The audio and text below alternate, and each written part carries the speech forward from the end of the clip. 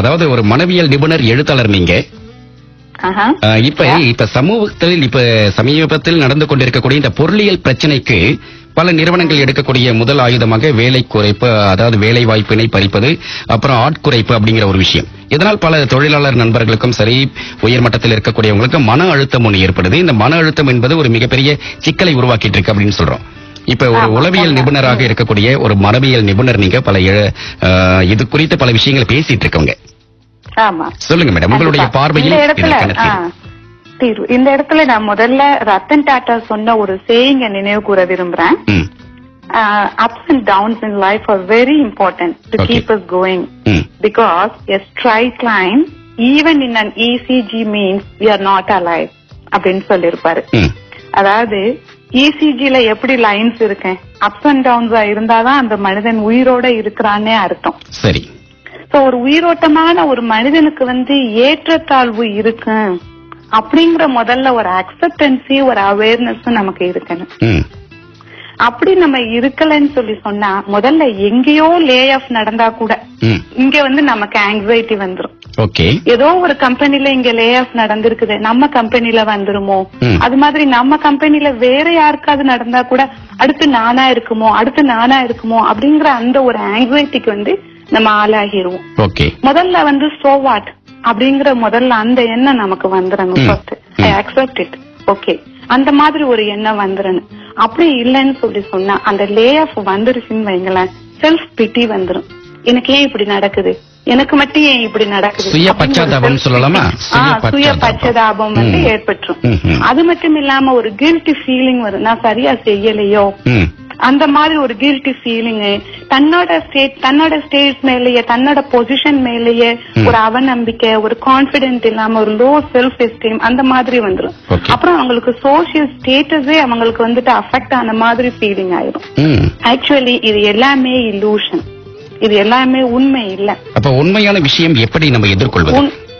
உண்மையான விஷயம் என்னன்னு சொல்லி சொன்னா, இந்த இடத்துல ஹெலன் கெல்லர் சொன்ன வார்த்தையை நான் இங்க சொல்றேன். A bend in the road is not the end அப்படிம்பாரு.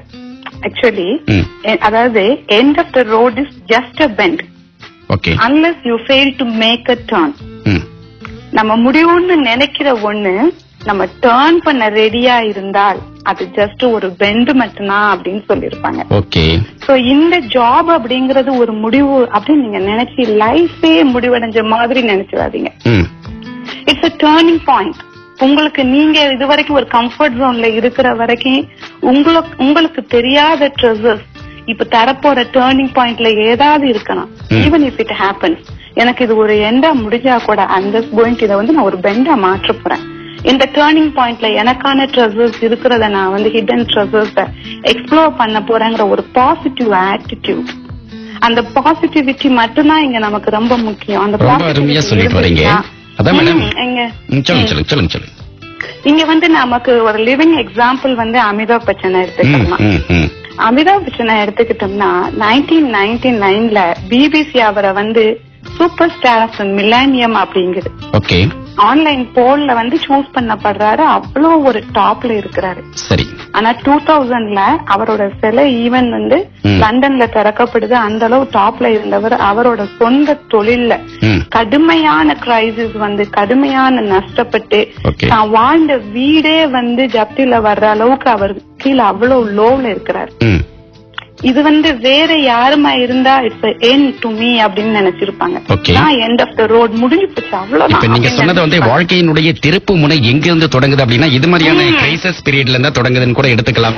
கரெக்ட். இது அப்படி மாதிரி உங்களுக்கு ஏதாவது ஒரு எண்டு மாதிரி தெரிஞ்சதுன்னா அது என்ன நீங்க ஸ்டக் ஆயிடாதீங்க. இதுதான் நம்ம பாயிண்ட். இது ஒரு டேர்னிங் பாயிண்டா இருக்கலாம்.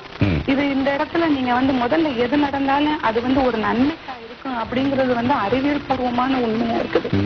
அதுதான் இங்க நான் லிவிங் எக்ஸாம்பிளா அமிதாப சொல்றேன். அந்த அளவு அவர் நிற்கும் போது அவரால் அந்த இடத்துல அவர் ஒரு டேர்னிங் பாயிண்டா இதை எடுக்கிறாரு.